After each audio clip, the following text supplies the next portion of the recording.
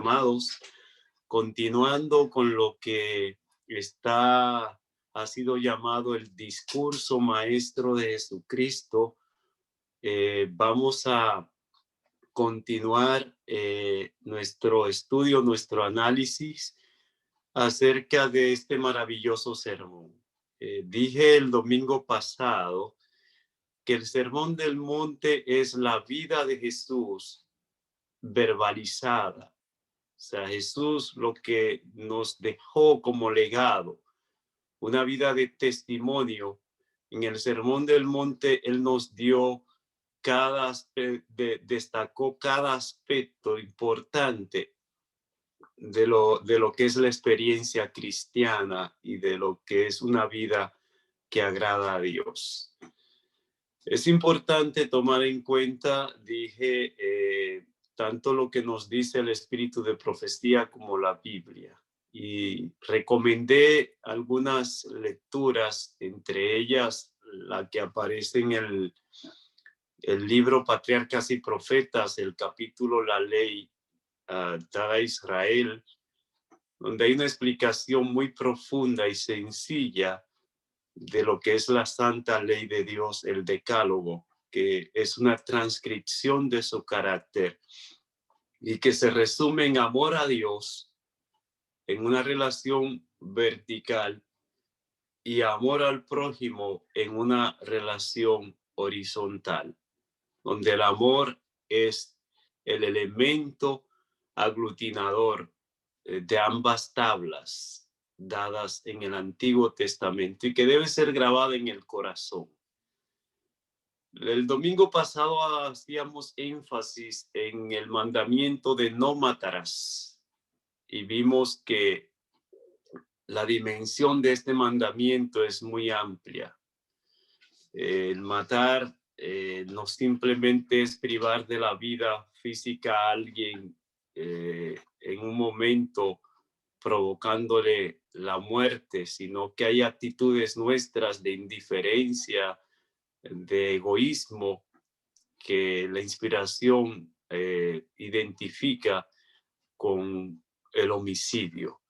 Ahora, en esta mañana, el tema es un tema muy especial porque aborda un tópico del Sermón del Monte que es un virus altamente contagioso el que aquí es señalado y que se ha convertido en una pandemia o ha provocado una pandemia. Antes de ir al texto, una vez más voy a venir al Señor en oración y te pido que me acompañes. Padre,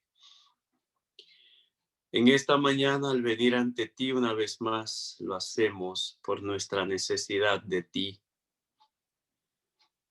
Tú eres nuestra fuente de vida, de luz, nuestro pronto auxilio, nuestro amparo, nuestra fortaleza. Eres nuestro Padre. Gracias porque cuando el virus del pecado contagió a nuestros primeros padres, tú hiciste provisión para su rescate, para su curación. Gracias porque en Jesús, a quien enviaste por amor, tenemos la posibilidad de la reconciliación contigo. Gracias porque por su vida, por su muerte, por su resurrección, por su intercesión y por su promesa de venir a buscarnos y darnos un mundo mejor, nosotros vivimos con esa bendita esperanza y agradecidos de tu misericordia para con nosotros. Somos pecadores, pero tú nos has prometido de que nos puedes dar tu poder para que no seamos transgresores. Por lo tanto, pedimos tu presencia a través de tu Espíritu, que no sea la carne quien nos guíe, sino que sea tu Santo Espíritu para que el fruto del Espíritu en nuestra experiencia sea una realidad. En esta hora en particular, que el Espíritu Santo, quien fue quien reveló tu palabra, sea nuestro maestro para que nos enseñe. Y no solamente nos permita tener un asentamiento intelectual de la verdad, sino que nos imparte el poder para obedecerla, para tu honra y tu gloria. En el nombre de Jesús. Amén. San Mateo capítulo 5. Los capítulos 5, 6 y 7 son los que nos comentan el Sermón del Monte. En el capítulo 5 de San Mateo, el versículo 27 nos dice: oísteis que fue dicho, no cometerás adulterio. Este es un mandamiento muy especial del decálogo, de la santa ley de Dios. El adulterio. El Señor dice en su sermón: oísteis que fue dicho, no cometerás adulterio. Esto lo dijo el mismo Señor cuando proclamó la ley en el Sinaí. Ahora, ampliando el significado y el sentido profundo de la ley en la aplicación, Jesús dice: pero yo os digo que cualquiera que mira a una mujer para codiciarla, ya adulteró con ella en su corazón.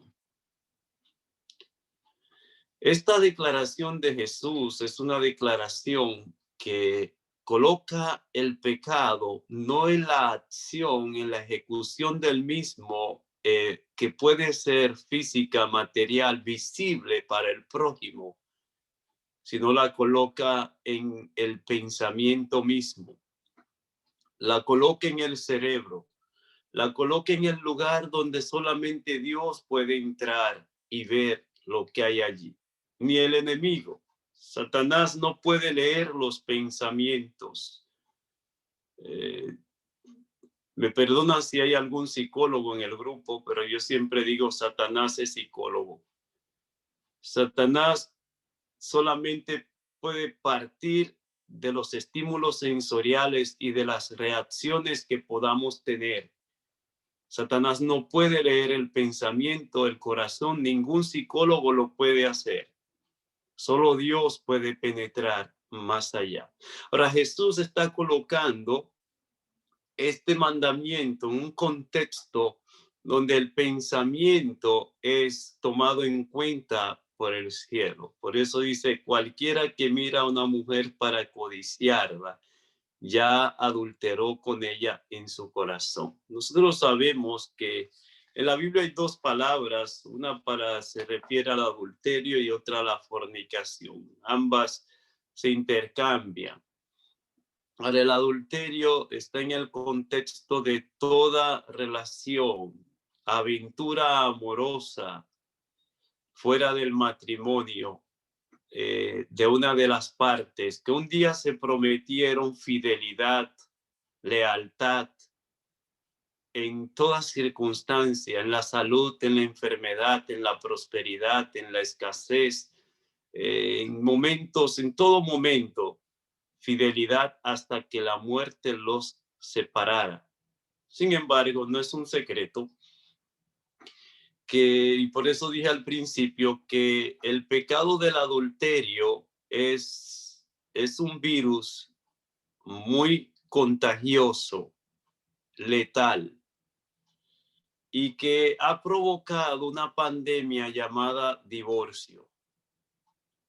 Y el divorcio, las estadísticas dentro de los que profesamos ser parte del pueblo de Dios y los que no lo son, no hay grandes diferencias. Y en la infidelidad no hay grandes diferencias. Todos sabemos que el adulterio ha arruinado ministerios de pastores que una vez brillaron, que fueron de gran bendición para el pueblo de Dios y la humanidad. Conocemos las historias de grandes evangelistas, de grandes líderes, no solamente en la historia moderna. Cuando vamos a la Biblia, encontramos que hombres que fueron llamados por Dios para una obra especial, lamentablemente el enemigo, con esta arma que la ha convertido en una de las más letales, logró inhabilitarlos para el trabajo que Dios tenía reservado para ellos. De ahí que es importante el estar apercibidos y tomar en cuenta esta declaración de Jesús. ¿Por qué? Porque Primera de Corintios capítulo 6 nos dice que si hay un pecado que destruye el templo de Dios, que hace que la morada del Espíritu Santo no pueda ser real en la vida del que profesa ser seguidor del Señor, es el pecado del adulterio, de la fornicación. Ahora, ¿por qué Jesús hizo mención de este pecado en su discurso del Sermón del Monte?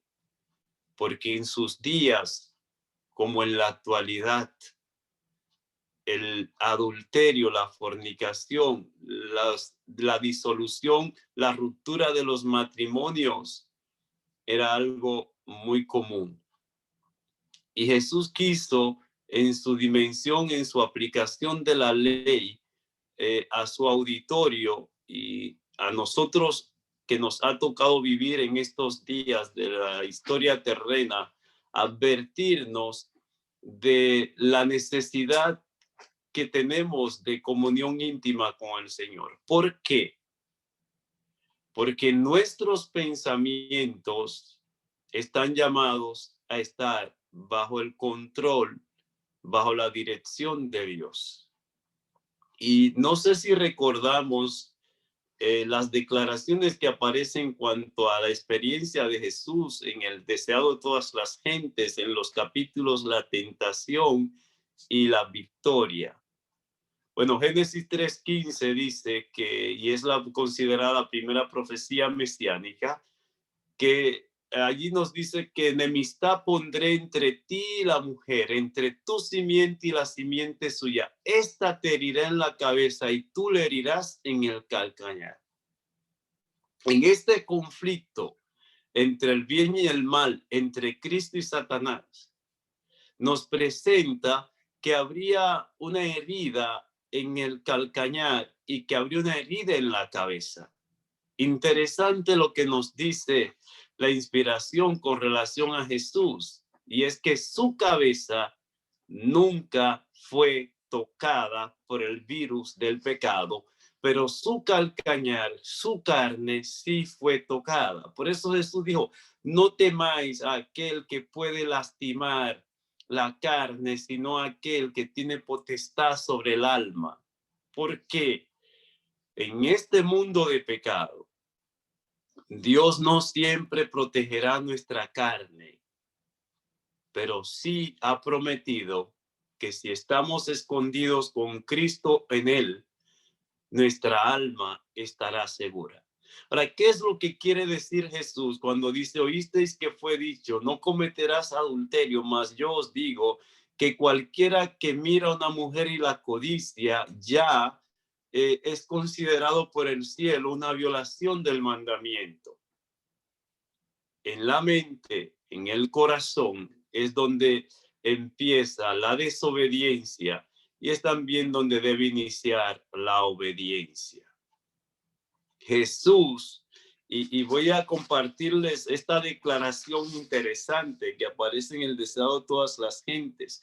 Este es un tema muy amplio y creo que tendremos que abordarlo por lo menos en dos partes, porque no podemos, ante una pandemia como esta, espiritual, de hecho, es importante que tomemos en cuenta que el adulterio tiene una aplicación en el campo espiritual y tiene una en el campo físico matrimonial. en la relación entre dos hombres. Podemos ser infieles a Dios y cometer adulterio espiritual. De hecho, la Biblia está llena de relatos de cuando el pueblo de Israel cometió fornicación, adulterio espiritual, y también se puede cometer en el seno del matrimonio. En el deseado de todas las gentes, hablando de Jesús, dice, Jesús tomó nuestra naturaleza y venció, a fin de que nosotros, tomando su naturaleza, pudiésemos vencer. ¿Recuerdan que yo dije el otro día que a veces queremos a Jesús colocarlo en nuestro contexto y decir que fue como yo, sin tomar en cuenta que Él fue como yo, no cuando yo estoy en la carne o antes del nuevo nacimiento? Él tomó mi naturaleza para darme su naturaleza. O sea, cuando en el nuevo nacimiento tú y yo somos guiados por el Espíritu, nuestros pensamientos están cautivos al Señor, de tal manera que el enemigo no tiene cabida y control de nuestra mente. Y es en ese contexto que Jesús coloca este mandamiento. No olvidemos que en la carta a los Gálatas, el capítulo 5, donde habla de la manifestación de la carne, de una experiencia carnal y la manifestación de una experiencia espiritual, en las obras de la carne, una de la primera que menciona es adulterio, fornicación, y allí hay una amplia lista. ¿Por qué la primera que menciona es el adulterio? Porque es un mal común en la humanidad. Ahora, interesante que después de mencionar esta larga lista, el apóstol pasa a lo que es el espíritu. Interesante que cuando habla de la carne usa el plural, manifiestas son las obras de la carne. Pero cuando va a hablar del espíritu, no usa el plural, sino el singular. Más el fruto del espíritu es. El apóstol no dice los frutos del espíritu. Él dice el fruto del espíritu en singular es. Y luego presenta una manifestación plural. ¿Por qué? Porque no es posible estar en el espíritu y tener solo una manifestación de lo que es el fruto del espíritu, sino que es un paquete integral. Y como es un paquete integral, como la experiencia cristiana es una experiencia que no se puede fragmentar, lo da como un paquete. Y en ese paquete, el fruto del espíritu, es evidente que hay victoria sobre el pecado. ¿Para qué pasa con el problema del pecado en la mente? Es el resultado de perder la comunión con el Señor. Es el resultado de ver lo que no tenemos que ver. Es el resultado de meditar en lo que no tenemos que meditar. Es el resultado de espaciarnos en las cosas que no edifican, sino que corrompen el alma. Jesús tuvo la victoria que obtuvo en su humanidad, porque, mientras vivía, estuvo apercibido de mantener, bajo el control del espíritu, mantener cautivo al espíritu su pensamiento. Hay una declaración en el Deseado de todas las gentes, página 98, que dice: Jesús no consintió en pecar ni aún por medio del pensamiento. Y luego agrega: así también podemos hacer nosotros. Sí, tú y yo podemos mantenernos de tal manera conectados con el Señor, que Él sea quien tome control de nuestras mentes. Voy a leer lo que dice Patriarcas y Profetas, acerca de este mandamiento: no cometerás adulterio. Dice, este mandamiento no solo prohíbe las acciones impuras, sino también los pensamientos y los deseos sensuales y toda práctica que tienda a excitarlos. Interesante.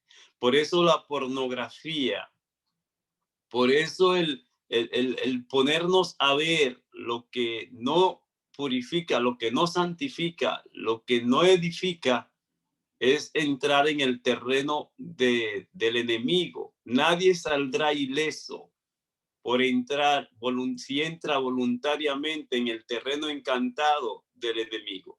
Dice esta declaración del Espíritu de Profecía: exige pureza no solamente de la vida exterior, sino también en las intenciones secretas y en las emociones del corazón. Sí, me gusta lo que dice el profeta Isaías en el capítulo 33, versículo 14, cuando hace la pregunta: ¿quién va a morar con el fuego consumidor? Y no está hablando del infierno ardiente, está hablando de la declaración que en Deuteronomio hace el autor bajo inspiración divina cuando dice: Dios es fuego consumidor. Una de las características que presenta allí Isaías 33, que es muy similar al Salmo 15 y muy parecido a Apocalipsis 14, 1 al 5. De hecho, recomiendo la lectura de esos 3 capítulos para que veamos la afinidad, la similitud entre quién vivirá, quién estará en el monte de Jehová, la pregunta del Salmo 15. La pregunta de Isaías 33, ¿quién morará con el fuego consumidor? Y la declaración de Apocalipsis 14, de quienes estarán con las arpas de Dios sobre el monte de Sión. Los tres capítulos, cuando son estudiados juntos, nos permiten observar un denominador común, y es la integridad, la lealtad, la fidelidad, la santidad. Isaías 33 dice: quien cierra sus ojos para no ver cosas malas, y cierra y tapa sus oídos, sus orejas están tapadas para que a sus oídos no penetre nada que lo pueda arrastrar al pecado. Si necesitamos las avenidas del alma, cerrarlas, porque es el único medio a través del cual el enemigo puede penetrar. Recuerden que yo dije al principio, él es psicólogo, y como psicólogo lleva 6,000 años estudiando la mente humana. Si un psicólogo con apenas 8 años de estudios en la universidad saca un doctorado, y si es alguien de mente brillante con 12 años de práctica, unos 20 años de ejercicio, tiene la capacidad de influir sobre la conducta de los demás, modificar conductas. ¿Qué no hará Satanás con 6,000 años de experiencia estudiando la mente humana? Y él, que no era pequeño, el ser humano más grande es más pequeño que el ángel más pequeño. Y Satanás no era el ángel más pequeño, era el más exaltado. Y aunque perdió su santidad, no perdió su capacidad en cuanto a lo intelectual y en cuanto a la capacidad de desarrollar estrategias para lograr sus fines. Y esto debe ser una advertencia para nosotros. Y Satanás ha tenido tanto éxito, y en particular en el campo de la sexualidad, y generando esta pandemia de infidelidad, porque él más que nadie conoce el corazón humano, nuestras flaquezas y debilidades. Pero las buenas noticias en esta mañana que tengo para ustedes es que Jesús también conoce nuestras flaquezas y debilidades, y en nuestra condición caída, en nuestra humanidad, cuando Él tomó hace aproximadamente 2,000 años nuestra humanidad, fue tentado en todo, según nuestra semejanza, guiado por el Espíritu, no guiado por la carne, obtuvo victoria total. Y el enemigo no pudo contaminar su mente, no pudo tocar su cabeza, sino solo su calcañar. Es interesante, miren que continúa diciéndonos esta declaración. Cristo, al enseñar cuán abarcante es la obligación de guardar la ley de Dios, declaró que los malos pensamientos y las miradas concupiscentes son tan ciertamente pecados como el acto ilícito. Si esas miradas concupiscentes, como de tratar antes se decía que muchas damas expresaban y todavía lo expresan, de que muchos se sienten desvestidas, desnudadas con la mirada. Tenemos que ser muy cautelosos y cuidadosos en la manera como nosotros nos relacionamos, mis amados, sobre todo los que estamos casados.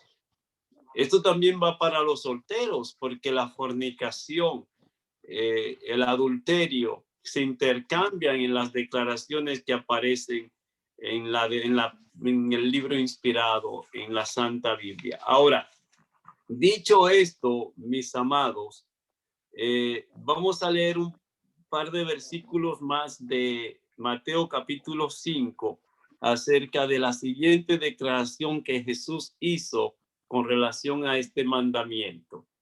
Ya en una segunda parte abordaremos lo que tiene que ver con el adulterio, el matrimonio, la disolución, divorcio, nuevos casamientos y cosas que entran en este contexto por la declaración que Jesús hizo luego en Mateo capítulo 19, versículos 1 hasta el 12. Ahora aquí en el versículo 29 dice: por tanto, si tu ojo derecho te es ocasión de caer, sácalo y échalo de ti, pues mejor te es que se pierda uno de tus miembros y no que todo tu cuerpo sea echado al infierno. ¿Qué está diciendo Jesús? Que si en la práctica médica para salvar el cuerpo de alguien es necesario extirparle un miembro, él dice en el campo espiritual, si hay algo que tú entiendes que es el motivo, que es la razón de no tener la experiencia con el Señor que requiere, él dice, necesitas estar dispuesto a cortar todo lo que te impida, lo que me impida una relación con el Señor auténtica y genuina. Y ese todo es todo. Cortar. El versículo 30 dice, si tu mano derecha te es ocasión de caer, córtala y échala de ti, pues mejor te es que se pierda uno de tus miembros y no que todo tu cuerpo sea echado al infierno. También versículo 31 fue dicho, cualquiera que repudia a su mujer, dele carta de divorcio. Pero yo os digo que el que repudia a su mujer, a no ser por causa de fornicación, hace que ella adultere, y el que se casa con la repudiada comete adulterio.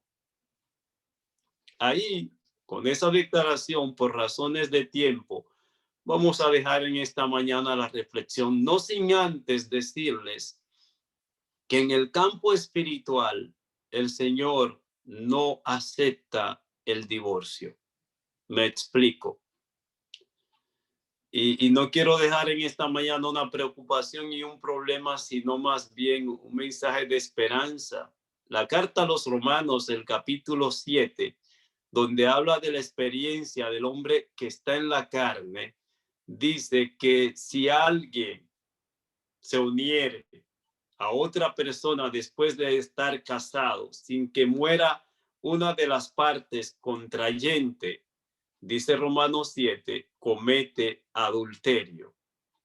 Ahora, ¿de qué está hablando el apóstol Pablo? Está hablando de que tú no te puedes unir con Cristo. Yo no me puedo unir con Cristo mientras estamos casados con Satanás, el enemigo. Que la relación con el enemigo tiene que morir.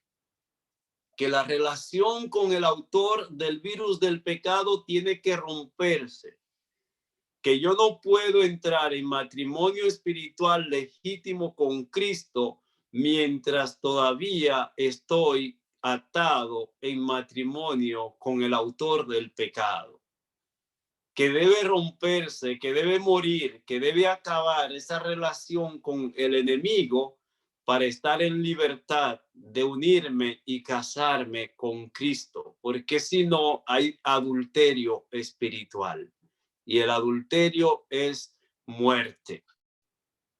Dicho esto, quisiera que meditemos en esta realidad de la experiencia cristiana. Por nosotros mismos, mis amados, no podemos obtener victoria sobre el pecado. Y cuando hablo del pecado, no hablo solo de las acciones, hablo de aquello que las genera. Alguien escribió: siembra un pensamiento y cosecharás una acción. Siembra una acción y cosecharás un hábito. Siembra un hábito y cosecharás un carácter. Y el carácter decidirá nuestro destino eterno para bien o para mal.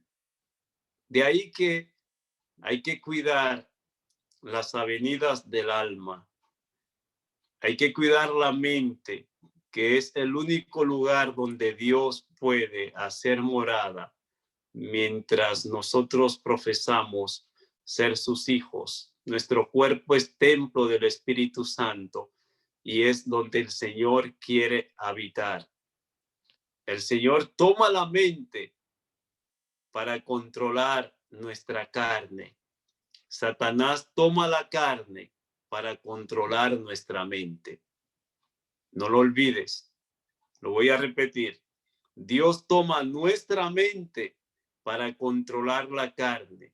Satanás toma y toca la carne para llegar hasta la mente. Que le permitamos al Señor tener pleno control de nuestros pensamientos, de nuestras emociones, que sea el Espíritu quien nos guíe como a Jesús y no la carne, y el resultado será victoria para la honra y la gloria de Dios. En particular hoy, en este día, necesitamos esa comunión íntima con el Padre. Que el Señor nos bendiga.